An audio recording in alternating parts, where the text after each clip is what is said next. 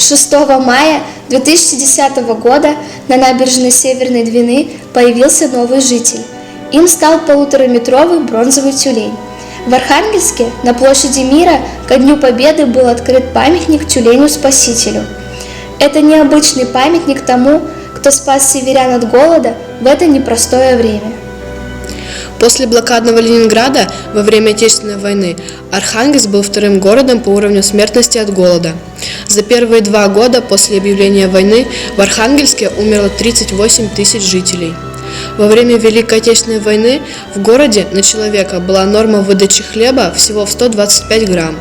Через Архангельск шли грузы по ленд-лизу, но все отдавалось для фронта.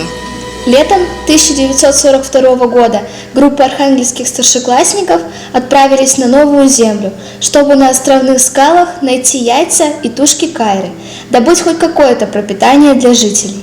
Взрослые охотились на тюленя, добытое мясо отправлялось в Архангельск и ближайшие населенные пункты.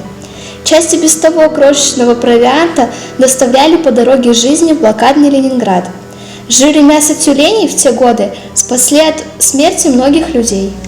После победы было решено поставить памятник этому животному, но строительство откладывалось на несколько десятков лет. Часть средств была выделена бюджетом города, часть пожертвовали сами жители.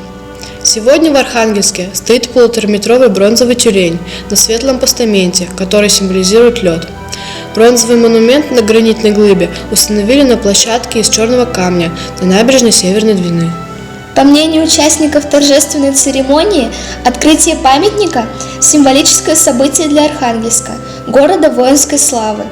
На открытие памятника пришли десятки архангелогородцев и жителей Северодвинска и Новодвинска, чье детство пришлось на военные годы. Многие принесли к памятнику цветы, а дети, школьники и юнги, игрушки и шоколад.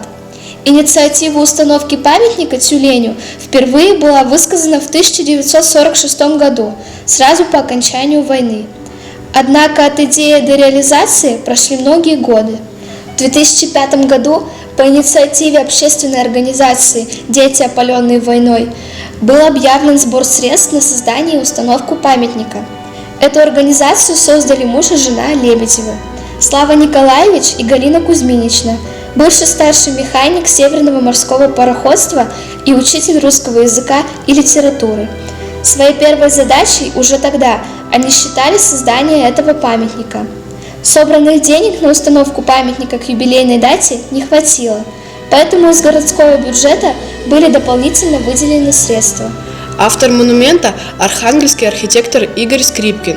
Фигура животного, масса около 900 кг, отлита из бронзы в Подмосковье. Высота памятника – 1,4 метра. Тюлень установлен на гребне волны над постаментом в форме ледяного тороса. Моноблок белого гранита мансуровского месторождения, расположенного на площадке из черного габронорита, Карелия. Темное основание памятника символизирует холодные арктические воды. При каждой прогулке по набережной Северной Двины мы любуемся этим замечательным памятником. Спасибо тюленю за тысячи спасенных жизней в годы Великой Отечественной войны. В напоминание поколению, не знавшему войны, поставим памятник тюленю на берегах Двины.